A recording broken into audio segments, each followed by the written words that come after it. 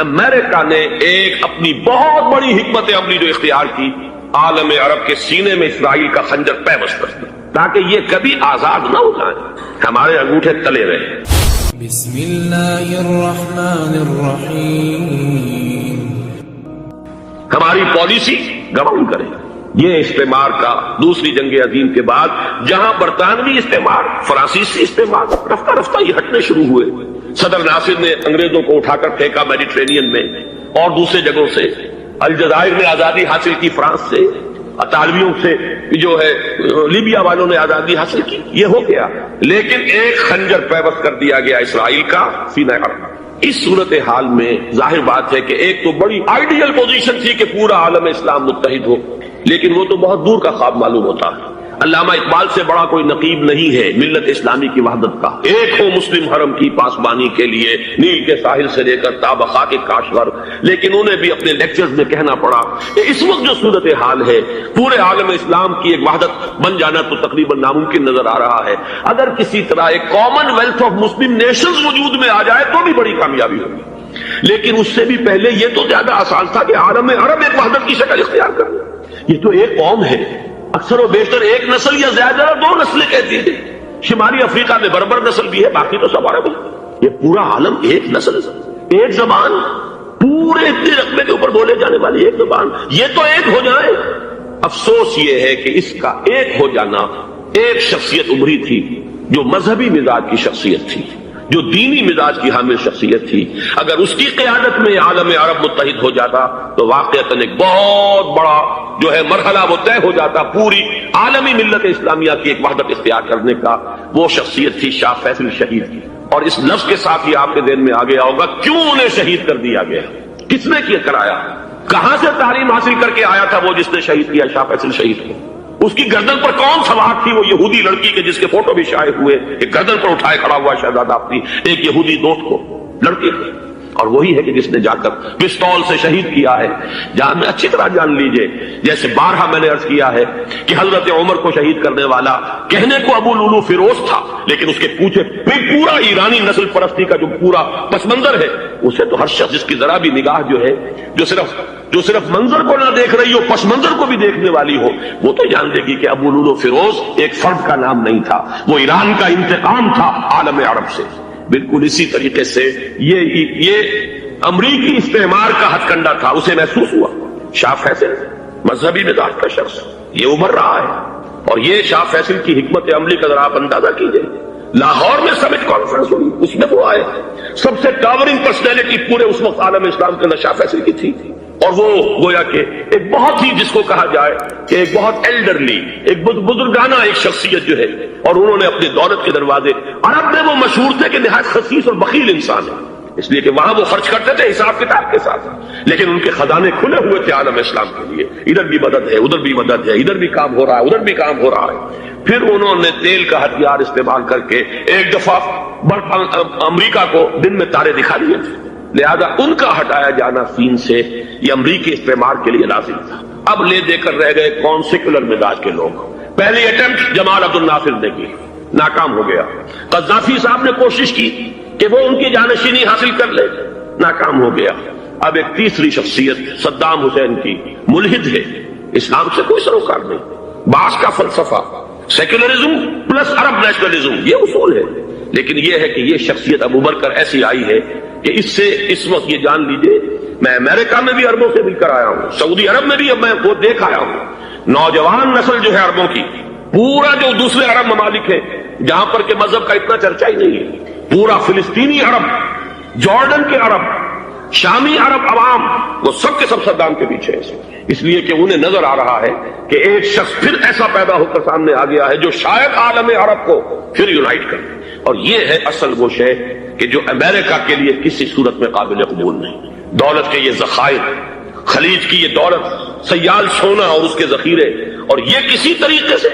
یہ امریکہ کے زیر اثر نہ رہے، یہ ہے وہ شے جو اسے برداشت نہیں ہے۔ وہ کوئی اربوں کی محبت میں نہیں آیا 2.5 لاکھ فوج لے کر، وہ کوئی شاہی عرب جو خاندان ہے سعودی، اس سے اس کی کوئی دلچسپی نہیں ہے، کوئی پتہ نہیں کہ وہ خود ان کو ہٹا دے اور وہاں پر کوئی جمہوری ڈھانچہ جو ہے وہاں پہ کھڑا کروا دے خود امریکہ۔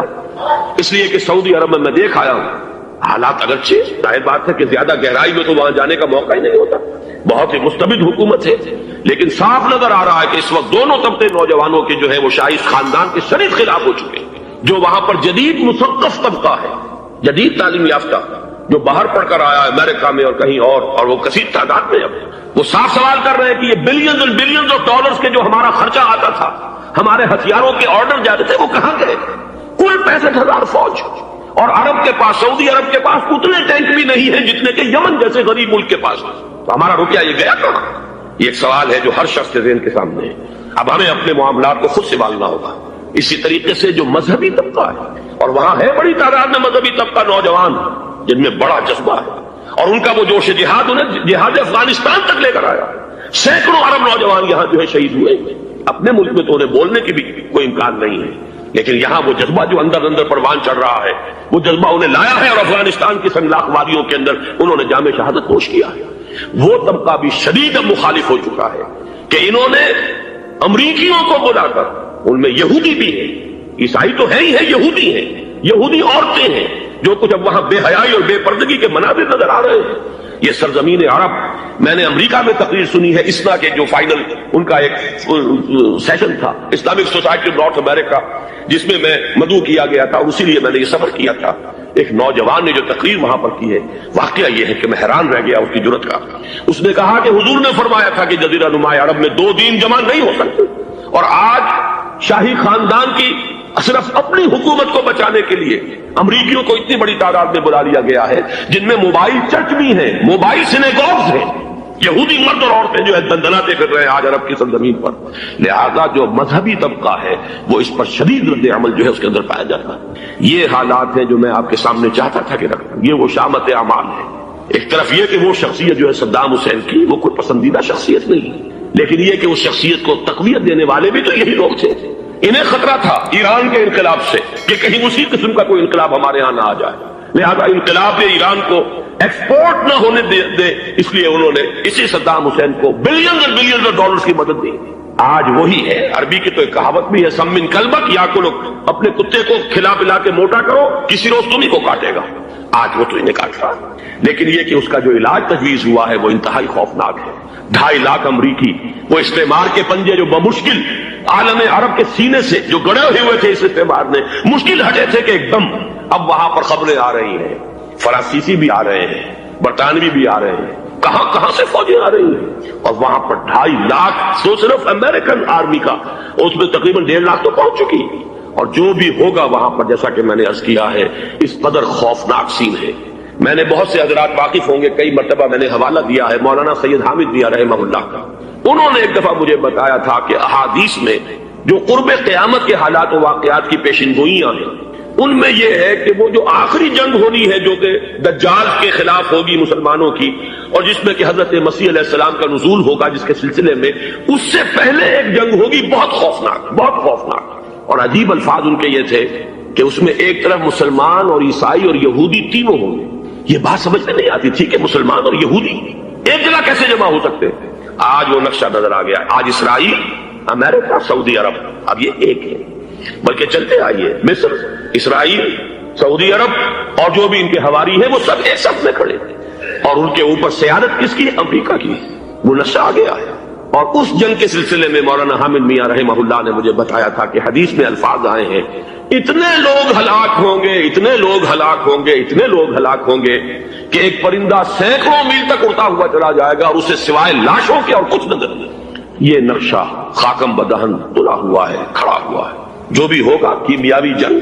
کیمیاوی وارفیئر، کیمیکل وارفیئر، اور پھر ایٹمک وارفیئر، جس کی کھلی دھمکیاں دی جاتی ہیں۔ کبھی کوریا کے بارے میں اندیشہ تھا کہ یہ درندے خدا کی دھرتی کو، کوریا کی غریب بستی کو ناگاساکی بنا کے چھوڑیں گے، ہیروشیما بنا کے چھوڑیں گے۔ آج وہ صورتحال جو ہے عالم عرب پر، heart of the Arab land, اس پر یہ صورتحال بالکل تلی کھڑی ہے۔ اس میں ہمیں کیا کرنا چاہیے؟ میں نے یہ چاہا کہ پورا پس منظر آپ کے سامنے، صرف وقتی سا کوئی ایک نعرہ، وقتی سی کوئی ایک خبر، اس کے حوالے سے ایک جذبات کا معاملہ، پورا ایک پس منظر سامنے رکھیے۔ اب وہ آپ کو شاید میری باتیں جو ہے وہ سمجھ میں آ جائیں۔ نمبر 1، ہمیں کسی صورت اس جنگ میں امریکہ کے گھڑے کی مچھلی نہیں کرنا چاہیے۔ امریکہ اسلام کے تحفظ کے لیے نہیں آیا، امریکہ حرمین کی حفاظت کے لیے نہیں آیا۔ امریکہ اپنے مفادات، عالمی مفادات کے تحفظ کے لیے آیا، اور زیادہ سے زیادہ آپ کہہ سکتے ہیں کہ وہ سعودی شاہی خاندان کی حفاظت کے لیے آیا، اور بڑا عمدہ مضمون چھپا تھا پچھلے، بلکہ ابھی تک تو وہ تازہ ہی ہے جب تک نیا نہیں آتا، نڈا میں، جس کا عنوان تھا اربوں کا چھرا اور اربوں کا گلا۔ سارے پیسے بھی انہیں سے لے رہے ہیں، $12 بلین کا ایک چیک لے کر گیا جیل بہ کر۔ اندازہ تو کیجیے دنیا کہاں سے کہاں پہنچ گئی۔ میں بھی حیرت ہوں کہ دنیا کیا سے کیا ہو جائے گی۔ 2 ماہ قبل اس کا تصور نہیں ہو سکتا تھا، اتنی بڑی قوت امریکہ کی تباہ کن قوت، اور جمع ہو جائے گی عرب کے اندر۔ لیکن یہ کہ وہ کاس بھی اربوں ہی کی ہوگی، انہی کا چھرا انہی کا گلا۔ ہمیں کرنا یہ چاہیے، اللہ تعالی ہماری حکومت کو، ہمارے سیاستدانوں کو، ہمارے ذمہ دار لوگوں کو ہدایت دے، وہ امریکہ کے گھڑے کی مچھلی نہ بنے۔ اس کے تحفظ کے لیے یا شاہی خاندان کی حفاظت کے لیے بہت کچھ انہوں نے عیش کر لیے، کافی عیش کر لیے۔ باقی یہ کہ اب جو کچھ ہونا ہے وہ ہونا ہے۔ حرمین شریفین کو تو خود عرب کے لوگ کہتے ہیں کہ کوئی خطرہ نہیں ہے۔ سارا جھگڑا تو وہ تیل کی دولت کا ہے، وہ تیل کی دولت جو ہے وہ شمال مشرقی کونے کے اندر ہے۔ بلکہ یہ کہ جو رد عمل پیدا ہوا عالم اسلام میں اور سعودی عرب میں، خود اس کے مذہبی نوجوانوں میں امریکی فوجوں کی آمد کے خلاف اس کا جواب دیا گیا رابطہ عالم اسلامی کی طرف سے کہ یہ جو بھی جنگ کا محاذ ہے، جو فوجیں ہیں، یہ حرمین سے تو 1500 کلومیٹر دور ہے، تو حرمین کو تو کوئی خطرہ نہیں۔ خطرہ ہے امریکہ کے عالمی مفادات کو۔ آج آپ کو معلوم ہے دنیا 2 طبقوں میں بٹی ہوئی ہے، دی رچ اینڈ دی پور۔ یہ جو اقوام ہیں، جو 6-7 قومیں شمار ہوتی ہیں دنیا کی دولت مند قومیں، ان کے لیے خطرہ ہے کہ یہ اگر ہم ان کا جو سب سے بڑا ذریعہ ہے اس کا صنعت کا یہ تیل، اگر اس کو کچھ ہو گیا تو ان کی سب کی اکانومی جو ہے وہ دم دھڑام سے زمین پر آ جائے گی، وہ بھی برابر ہو کر آ جائیں گے دنیا کے دوسرے ملکوں کے۔ یہ اس کی حفاظت کے لیے آئے۔ ہمارے نوجوان کو آج میں سوچتا ہوں کاش کہ ہمیں معلوم ہو، ہمیں وہ تاریخ دہرانی نہیں چاہیے کہ ہم نے پہلی جنگ عظیم میں انگریزوں کے استعمار کے پنجے گڑوانے کے لیے اپنی جانیں دی۔ پنجاب کا نوجوان، پنجاب کا مسلمان سپاہی بھی جا کر LNB کو قبضہ دلوانے کے اندر اور بغداد پر قبضہ کرانے میں اس کے تعاون کیا، اس کی مدد کی۔ کیا آج بھی وہی تاریخ اپنے آپ کو دہرائے گی؟ آج ہمارا فوجی جائے گا وہاں پر امریکہ کے تحفظ کے لیے، اس کے مفادات کے تحفظ کے لیے؟ پہلی بات یہ کہ یہ ہرگز نہیں ہونا چاہیے۔ ہونا کیا چاہیے؟ پہلی کوشش یہ ہو کہ یہ بین الاسلامی معاملہ بنے، مسلمان امت آئے، امریکی فوجیں جائیں، فرانسیسی جائیں، برطانوی جائیں۔ ہاں اس صورت میں میں کہتا ہوں پاکستان کا ایک ایک بچہ وہاں جائے اور اپنی جان قربان کرے، اس لیے کہ یہ قرآن کا حکم ہے۔ وَإِن طَائِفَتَانِ مِنَ الْمُؤْمِنِينَ اقْتَتَلُوا فَأَصْلِحُوا بَيْنَهُمَا فَإِن بَغَتْ إِحْدَاهُمَا عَلَى الْأُخْرَى فَقَاتِلُوا الَّتِي تَبْغِي حَتَّى تَفِيءَ إِلَى أَمْرِ اللَّهِ فَإِن فَاءَتْ فَأَصْلِحُوا بَيْنَهُمَا بِالْعَدْلِ وَأَقْسِطُوا إِنَّ اللَّهَ يُحِبُّ الْمُقْسِطِينَ۔ امت مسلمہ کو حکم دیا گیا ہے اگر مسلمانوں کے 2 گروہ لڑ پڑے تو تم صلح کراؤ، اور اگر ایک فریق زیادتی پر تلا رہے، اڑا رہے، تو اب سب مل کر اس سے جنگ کرو یہاں تک کہ اسے اللہ کے حکم کے آگے جھکا دو۔ پھر اگر وہ اللہ کا حکم مان لے، صلح پر آ جائے، تو پھر عدل و قسط کے ساتھ ان کے درمیان صلح کرا دو۔ یہ ہمیں حکم ہے، مسلمانوں کا حکم ہے۔ لیکن یہ کہ یہ امریکی آ رہے ہیں اور امریکی استعمار اور امریکی مفادات، اور اس کے لیے جو ہے پاکستان کا مسلمان سپاہی بھی جائے، میرے نزدیک کی کسی صورت میں صحیح نہیں۔ مطالبہ بھی ہو رہا ہے، آج ہی غالباً ایک انٹرویو آیا ہے، شاہ حسین کے بھائی جو ہیں حسن بن طلال، انہوں نے بھی یہی کہا ہے کہ اس کو مسلمانوں کو آپس میں اس معاملے کو طے کرنا چاہیے، اس قضیے کو، امریکی فوجوں کو یہاں سے فوراً واپس جانا چاہیے۔ اور یہی بات میں یقیناً تائید کروں گا، تحسین کروں گا، یہی موقف ایران کا۔ ایران عراق کے خلاف جو UN کے سینکشنز ہیں، کہتا ہے ہم اس کی پابندی کریں گے، لیکن امریکہ کو یہاں سے نکلنا چاہیے۔ یہ مسلمانوں کا اپنا معاملہ ہے، وہ آپس میں طے کریں۔ پاکستان کو بھی یہی موقف اختیار کرنا چاہیے پوری قوت کے ساتھ۔ اس میں کوئی بھی اگر کمزوری ہو رہی ہے تو در حقیقت یہ گویا کہ ہم امریکی استعمار کے ہاتھ میں اس کا آلہ کار بن کر، کھلونا بن کر استعمال ہو رہے ہیں، جو کہ ہمیں کسی صورت میں نہیں کرنا چاہیے۔ اگر یہ بھی ناکافی ہو تو دوسرا ایک اور مسئلے کا حل موجود ہے، اس سے براڈر سطح پر، کہ غیر جانبدار ممالک اگر کوئی ہے ان کو بھی اس قضیے کے اندر شامل کیا جائے۔ ایک تحریک تھی کسی زمانے میں، کافی بڑی تھی، لیکن یہ کہ وہ بھی اگر اس کے اندر شامل ہو جائیں۔ لیکن امریکہ، رشیا، یہ تو ظاہر بات ہے سپر پاورز ہیں، ان کے مفادات ہیں، عالمی اور گلوبل مفادات ہیں، لہذا اول تو یہ ہونا چاہیے کہ بین الاسلامی معاملہ بنا کر، اس صورت میں جیسا کہ میں نے عرض کیا ہماری پوری فوج بھی جائے اللہ پر توکل کر کے۔ پاکستان کا محافظ اللہ ہوگا، اگر اللہ کے ایک حکم کے اوپر عمل کرتے ہوئے مسلمان یہاں سے جائیں اور جا کر وہاں پر جو ہے اپنی جانیں دینے کو تیار ہو جائیں۔ لیکن اگر یہ اس میں بھی کافی نہ ہو تو جو بھی غیر جانبدار ممالک ہیں ان کو بھی اس معاملے کے اندر شریک کیا جا سکتا ہے۔ بدرجۂ آخر اگر پاکستانی فوج جائے، وہ صرف حرمین شریفین کے گرد و نواح میں ان کو ڈپلوائے کیا جانا چاہیے۔ اگر خدا نہ خواستہ وہاں پر کوئی آنچ آنے کی شکل پیدا ہو جائے تو اس کی اے ارض پاک تیری حرمت پہ کٹ مرے ہم، اس کے لیے مسلمانوں کو تیار رہنا چاہیے، اس لیے کہ بہرحال جہاں تک ارض پاک کی حرمت کا تعلق ہے وہ ہمارے ایمان کا جز ہے۔ باقی برطانوی مفادات، امریکی مفادات، صنعتی ممالک کے مفادات یا کسی شاہی خاندان کے مفادات، یہ شاہی خاندان یہ تو گرتی ہوئی دیواریں ہیں، جانا ہے آج نہیں تو کل، لیکن یہ کہ اصل معاملہ ہے امت کا، اصل معاملہ ہے امت مسلمہ کا، اصل معاملہ ہے حرمین شریفین کا، لہذا ان دونوں چیزوں کو لازماً گڑبڑ نہ کریں۔ آپ حضرات کے علم میں ہے کہ اس سے پہلے ایران کی طرف سے بار بار مطالبہ ہوا کہ حرمین کو بین الاسلامی کنٹرول میں دے دیا جائے اور سعودی عرب کا اس کے اوپر سے جو انتظامی عمل دخل ختم کر دیا جائے۔ میں نے کبھی تائید نہیں کی، اس لیے نہیں کی کہ میرا مشاہدہ ہے، میں گیا ہوں بارہا، سعودی عرب کی حکومت نے چاہے خود بھی بڑے بڑے محل بنائے ہیں لیکن حرمین کی خدمت کے اندر بھی کوئی کمی نہیں رکھی، اس پر انہوں نے اربوں ڈالر اس پر بھی خرچ کیا ہے، اس کے اوپر انہوں نے اس حج کے انتظامات پر پوری حکومت جو ہے وہ اپنے آپ کو لگائے رکھتی ہے، لہذا اس اعتبار سے کوئی کمی کی بات نہیں وہاں پر آئی کہ جس کے لیے ضرورت ہو کہ ان کا عمل دخل وہاں سے ختم کیا جائے، لیکن یہ صورتحال اب جو پیدا ہو گئی ہے یہ بالکل مختلف ہے، اسے اس کے کانٹیکسٹ کے اندر دیکھا جانا چاہیے اور اسی کے حوالے سے میں نے چند رائے آپ کے سامنے رکھی۔ اب آئیے پاکستان کی طرف جو ہمارا اصل مسئلہ ہے، اس کے تو ہم سب سے بڑے ذمہ دار ہیں، اس کی بھلائی ہے تو برائی ہے تو اس میں خیر آتا ہے تو وہ بھی ہماری کوشش اس کے لیے ضروری ہے، اور کوئی شر پیدا ہوتا ہے تو اس کی ذمہ داری بھی ہم پر آئے گی، اس کے ضمن میں چند باتیں عرض کر رہا ہوں۔ شدید ترین خطرہ ہے جیسا کہ میں عرض کر چکا ہوں کہ بھارت حملہ کرے گا، مجھے تو تقریباً یہ رائٹنگ آن دی وال کے مانند ایک فیصلہ نظر آ رہا ہے، بلکہ آج میں کسی سے کہہ رہا تھا کہ اگر اب نہیں تو پھر کبھی بھارت حملہ نہیں کر سکتا، اس کے لیے سچویشن بالکل رائٹ ہے، 2 مرتبہ ایکسرسائز کر چکا ہے وہ خاص ٹارگٹ بنا کر حیدرآباد کو، اور اس کے پیش نظر ہے سندھ میں جو بھی خلفشار ہے اسے اس کے علم میں ہے، جو بھی تصادم ہے، اب بھی اگرچہ اس وقت کی جو ہماری اندرونی سیاست ہے یہ اس کا کرشمہ سامنے آیا ہے کہ جی ایم سید صاحب کو ایگزونریٹ کیا جا رہا ہے، ان کو محب وطن کا خطاب دوبارہ دیا جا رہا ہے، وہ شخص جس نے اسلام کے خلاف انتہائی زہریلی باتیں کی ہیں، وہ شخص جس کی کتاب اب پاکستان ٹوٹ جانا چاہیے، وہ لاکھوں کی تعداد میں ہندوستان سے چھپ کر آئی یہاں تقسیم ہوئی ہے، آج اسے سبق دی جا رہی ہے۔ یہ ہے ہماری اندرونی سیاست کے کرشمے، میں اس پر تفصیل سے نہیں جانا چاہتا، لیکن اس شخص کی دیکھیے وہ جو علامہ اقبال کا شعر ہے کہ بت کرے میں برہمن کی پختہ زناری بھی دیکھ، دیکھ کعبے میں شکست رشتہ تسبیح شیخ اور بت قدے میں برہمن کی پختہ زناری بھی دیکھ، کہ نظر یہ آ رہا ہے کہ اس نے رہا ہوتے پہلا بیان یہ دیا ہے کہ ہماری پہلی ترجیح یہ ہے کہ پاکستان ٹوٹ جائے اور ہندوستان کے ساتھ ہم ایک انڈیپینڈنٹ اسٹیٹ کی حیثیت سے کانفیڈریشن قائم کریں، سندھو دیش confederation with India independent of Pakistan. پھر دوسری ترجیح بھی ہے، تیسری آخری ترجیح یہ ہے کہ پاکستان کو 5 ریاستوں میں تقسیم کر دیا جائے اور ایک لوز کانفیڈریشن ہو، بس اس کے سوا کچھ نہیں۔ 5ویں بھی وہ اردو والوں کے لیے نہیں، مہاجرین کے لیے نہیں، ان کے لیے تو ان کے پاس کچھ نہیں ہے۔ 5ویں بھی پنجاب میں سے کاٹ کر سرائکی صوبہ بنایا جائے اور سندھ میں تو بہرحال اردو بولنے والوں کو سندھی بند کر رہنا ہوگا۔ یہ اس شخص کا رہائی کے بعد بھی بیان ہے جسے آپ سند دے رہے ہیں کہ وہ محب وطن ہے، اور وہ غدار نہیں ہے، وہ پاکستان کا مخالف نہیں ہے۔ بہرحال یہ حالات جو ہے انتہائی خوفناک ہیں ہمارے۔ آج کشمیر میں جو صورتحال ہے ہندوستان کے لیے انتہائی تشویشناک ہے، جو بدنامی اس کو مل سکتی تھی مل چکی ہے، اور یہ آپ نے دیکھ لیا وہ امریکہ بہادر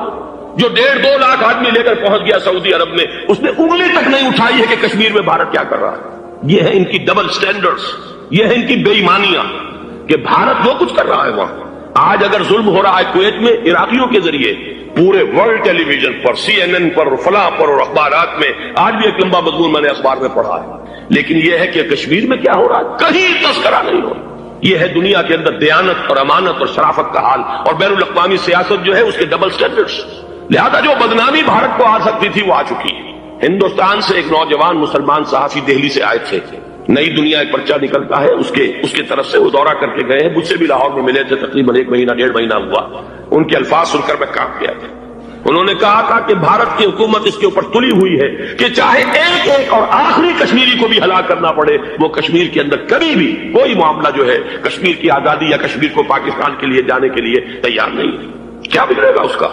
آپ سمجھیے کہ اگر 80-90 کروڑ قوم کی ایک قوم ہے، 1 کروڑ آدمی ختم کر دیں، ان کا دل تو جو ہے اس پہ دکھے گا نہیں۔ حال ہمارا یہ ہے کہ ہم تو کوئی چہرے پہ نہیں کر سکتے، ہم تو اپنی صفائی دیتے رہے کہ نہیں ہمارا کوئی ہاتھ نہیں ہے، ہم نے کچھ نہیں کیا ہے، ہمارا کوئی اس کے اندر عمل دخل نہیں ہے، بس یہی ہماری ڈپلومیسی کا شاہکار رہا ہے۔ یہ حال ہے پاکستان کا۔ لہذا بھارت کا وہ معاملہ جو ہے، میں نے جیسا کہ آپ کے سامنے مختلف فیکٹرز گنوا دیے تھے، اندرونی اس کی سیاست، اندرونی خلفشات، وہ تو اب آ کر رہے گا۔ اللہ یہ کہ اللہ تعالیٰ کے قبضہ قدرت میں ہر شے ہے، وہ ٹال دے تو ٹال دے۔ مجھے اقبال کا وہ شعر یاد آ رہا ہے، تقدیر تو مبرم نظر آتی ہے لیکن پیران کلیسا کی دعا ہے کہ یہ ٹل جائے۔ ہم دعا کریں کہ یہ ٹل جائے وقت، لیکن یہ ہے کہ تقدیر مبرم نظر آ رہی ہے۔ اس حالت میں ہمیں کیا کرنا چاہیے؟ نمبر ایک یہ کہ سب سے اہم شے ہے قومی یکجہتی، اور قومی یکجہتی کے اعتبار سے انتہائی خوفناک مرحلہ آ رہا ہے انتخابات میں تو کچھ نہ کچھ فساد، کچھ نہ کچھ دنگا، کچھ نہ کچھ ہنگامہ، ایک دوسرے کے خلاف کیچڑ، ایک دوسرے کے خلاف الزامات بوچھاڑ، یہ تو بڑھتے ہیں۔ بھارت میں بھی قتل و غارت گری ہو جاتی ہے کچھ نہ کچھ۔ لہذا یہاں پر بھی پیر پگاڑا صاحب جو ہمیشہ سے کہتے چلے آ رہے ہیں فیملی پلاننگ، آج پھر ان کا جملہ آ گیا ہے کہ شاید اس انتخابات میں فیملی پلاننگ کے ذریعے سے کوئی بہت بڑا کام ہو جائے۔ پہلی بات تو یہ ہے کہ میں نے اب تک یہ کہا ہے کہ انتخاب کسی صورت میں پوسٹ پون نہیں ہونی چاہیے۔ اب بھی میں یہ کہتا ہوں کہ اگر تو انتخابات کا بدل صرف ایک ہے اور وہ مارشل لا ہے، تو پھر مارشل لا سے تو بہتر ہے کہ وہ انتخابات ہوں چاہے اس میں کوئی خلفشار بھی ہو، اس لیے کہ مارشل لا کا مطلب جو ہے وہ تو سندھ کے اندر ایک ناگزیر دھماکہ ہو جائے گا، تباہ کن، خوفناک، اور پھر بھارت کو کچھ کرنے کی ضرورت نہیں ہوگی، کیا کرایا اسے سارا معاملہ سندھ کے اندر سے مل جائے۔ مارشل لا ہرگز نہیں ہونا چاہیے۔ وہ بات جو سن 80 میں نے 18 اگست 1980 کو کہی تھی ضیاء الحق مرحوم سے، آج پھر اسی بات کی میں تکرار کر رہا ہوں، اعادہ کر رہا ہوں۔ مارشل لا پاکستان کے لیے سوسائڈل ہے، لیکن ایک آلٹرنیٹ سامنے آیا ہے۔ ایک تو پشاور ہائی کورٹ کا ورڈکٹ آ گیا، اور یہ کہ کچھ اور لوگوں کی طرف سے بھی باتیں آئی ہیں۔ ایک دو دن ہوئے ہیں جنگ میں، دو اہم سرخیاں تھیں، اور وہ بڑے اونچے حلقہ جو ہمارا فوج کا اونچا حلقہ ہے اس کی طرف سے، اگرچہ نام کسی کا نہیں تھا۔ ایک تو یہ کہ ماشاء اللہ یہاں کسی صورت نہیں لگے گا، دوسرے یہ کہ کوئی قومی حکومت کی تشکیل جو ہے اگر کسی طرح ہو سکتی ہو تو وہ اس وقت کا حل ہے، اور وہ اسی شکل میں ممکن ہے۔ اگر تو الیکشن آپ پوسٹ پون کرتے ہیں اور اسمبلیاں پرانی بحال نہیں کرتے، تو پھر تو اس کا مطلب یہ کہ ہمارا کانسٹیٹیوشن ایبروگیٹ ہو گیا اور اس کا آلٹرنیٹ سوائے ایک مارشل لا کا کوئی نہیں۔ لیکن اگر صدر اسحاق صاحب ہمت کر لیں ملک کے حالات کو دیکھ کر، جو اس وقت صورتحال ہے، جو خطرات ہیں بارڈر پر، ان کو دیکھتے ہوئے یا تو یہ کہ عدالتوں کے ذریعے سے اسمبلیاں بحال ہو جائیں، اس میں حکومت زیادہ رکاوٹ نہ ڈالے، یا یہ کہ خود صدر اسحاق صاحب واپس لے سکتے ہو قدم تو واپس لے لیں، لیکن یہ کہ تمام پارٹی سے یہ پہلے عہد لے لیا جائے کہ وہ ایک قومی حکومت کی تشکیل کریں گے۔ یہ وہ بات ہے، آپ کو یاد ہوگا مرزا اسلم بیگ صاحب، انہوں نے بالکل شروع میں سن 88 کے الیکشن کے بعد کہا تھا کہ نیشنل گورنمنٹ فارم کی جانی چاہیے۔ اس وقت تو کسی نے دھیان نہیں دیا، پیپلز پارٹی بڑے نشے میں تھی، اس کو خاص طور پر سندھ میں جس طرح کا واک اوور ملا تھا، اس کا ایک نشہ تھا اس کے دماغ پر، اس لیے وہ سوچنے پر تیار نہیں ہوئی۔ لیکن یہ کہ وہ جو ایک فارسی میں کہا جاتا ہے کہ ہر چے دانا کنت کنت نادا لیک بادس خرابی بسیا۔ میں آپ کو ایک حدیث سنانے چلا ہوں جس میں ایک عجیب نقشہ سامنے آتا ہے کہ یہ مہدی جب ظاہر ہوں گے تو کس طور سے ظاہر ہوں، ان کے ظہور کی کیفیت کیا ہوگی، کیف یظہر۔ یہ روایت ہے حضرت ام سلمہ سے رضی اللہ تعالی عنہا، حضور کی زوجہ محترمہ ہے، فرماتی ہیں ام سلمہ عن النبی صلی اللہ علیہ وسلم قال یکون اختلاف عند موت خلیفۃ، موت خلیفۃ، حضور نے فرمایا ایک خلیفہ کی موت پر اختلاف واقع ہو جائے گا، خانہ جنگی ہو جائے گی، فیخرج رجل من اہل المدینہ حاربا الی مکہ، پھر مدینے کے لوگوں میں سے ایک شخص نکلے گا، بھاگے گا اور جا کر پناہ لے گا اور چھپ جائے گا مکے میں، فیاتیہ ناس من اہل مکہ، پھر اس کے پاس آئیں گے اہل مکہ، مکہ کے لوگ، فیخرجونہ، اور اسے نکالیں گے، جہاں وہ چھپے ہوئے ہوں گے وہاں سے نکالیں گے، وہو کارہ، اور وہ بالکل اس کو پسند نہیں کر رہے ہوں گے، نہ وہ خواہش مند ہوں گے کہ ان کے ہاتھ پر بیعت کی جائے، نہ وہ یہ چاہیں گے کہ وہ میدان میں آئے اور ان کو جو ہے اپنا لیڈر مانا جائے، وہو کارہ، فیبایعونہ بین الرکن والمقام، لیکن لوگ جو ہے پھر اصرار کے ساتھ ان کے ہاتھ پر بیعت کریں گے رکن اور مقام کے درمیان۔ رکن وہ کونا ہے خانہ کعبہ کا جس میں حجر اسود لگا ہوا ہے، اور مقام ابراہیم جو ہے، ان دونوں کے مابین جو یہ علاقہ ہے یہاں پر وہ بیعت ہوگی۔ ویبعث الیہ بعث من الشام، ان کے خلاف ایک لشکر بھیجا جائے گا شام سے۔ نہیں کہا جا سکتا کہ باسی حکومت اس وقت کی جو ہے اس کی طرف سے کوئی مسئلہ اس طرح کا اٹھ کھڑا ہو، اس لیے کہ ابھی تو بہرحال باسی حکومت وہاں ہے۔ فیخسف بہم بالبیداء بین مکہ والمدینہ، کہ اللہ تعالیٰ اس لشکر کو مکے اور مدینے کے درمیان وادی بیدا میں دھسا دے گا زمین کے اندر، پورے کے پورے لشکر۔ فَإِذَا رَأَى النَّاسُ ذَلِكَ، جب لوگ یہ دیکھیں گے کہ اتنی بڑی نشانی ظاہر ہو گئی، أَتَاهُ أَبْدَالُ الشَّامِ وَعَصَائِبٌ من العراق فَيُبَايِعُونَهُ، اب شام سے سارے کے سارے جو اولیاء اللہ ہیں وہ بھی آئیں گے، اور عراق سے جوق در جوق لوگ آئیں گے اور ان سے بیعت کریں گے۔ وَيَعْمَلُ فِي النَّاسِ بِسُنَّةِ نَبِيِّهِ، پھر وہ عمل کریں گے لوگوں کے مابین، حکومت کریں گے اپنے نبی کی سنت کے مطابق۔ وَيُلْقِي الْإِسْلَامُ بِجَرَانِهِ، اور اسلام اپنی گردن زمین پر ٹکا دے گا۔ وَالْأَرْضَ فِي الْأَرْضِ، زمین میں۔ فَيَلْبَسُ 7 سنین، پھر وہ 7 برس تک حکمران رہیں گے۔ ثم يتوفى، پھر ان کا انتقال ہوگا۔ ويصلي عليه المسلمون، اور مسلمان ان پر نماز پڑھیں گے۔ یہ جو میں نے آپ کے سامنے نقشہ کھینچا ہے، اس سے اب میں ایک نتیجہ نکالتا ہوں، اسے بھی میرا گمان کہیے، اختلاف بھی کر سکتے ہیں آپ، اگر اس کو وزنی سمجھے تو قبول بھی کر سکتے ہیں۔ وہ یہ ہے کہ میرے نزدیک ان کے ظہور کا وقت قریب ہے، اور اس کی تھوڑی سی بات میں مجھے معلوم ہوا کہ جین ڈکسن غالباً نام ہے امریکن اس کا، جس نے یہ پیشن کوئی خبر دی تھی کہ 1962 میں عالم عرب میں ایک بچہ پیدا ہوا ہے کہ جو وہاں کا نقشہ بدل کر رکھ دے۔ یہ جین ڈکسن کی غالباً پیشن گوئی۔ بہرحال مجھے اس کی پیشن گوئی سے کوئی دلچسپی نہیں ہے، میں تو جو احوال دیکھ رہا ہوں، یعنی اسرائیل کا قائم ہو جانا، اور اس کے بعد اب یروشلم کا مسلمانوں کے ہاتھوں سے نکل جانا، اور اب گویا کہ وہ الملحمۃ العظمیٰ جو ہے تلی کھڑی ہے، کسی بھی وقت جو ہے یہ جو ہے وہ لاوا پھٹ سکتا ہے، آتش فشاں پھٹ سکتا ہے۔ تو یہ تمام حالات ایسے ہیں کہ جن کی وجہ سے میں سمجھتا ہوں کہ ایک تو جو قرآن مجید کے اشارات میں نے آپ کو بتائے، 14 صدیاں، 14 دن میں چاند کا پورا ہونا، والقمر اذا اتسق،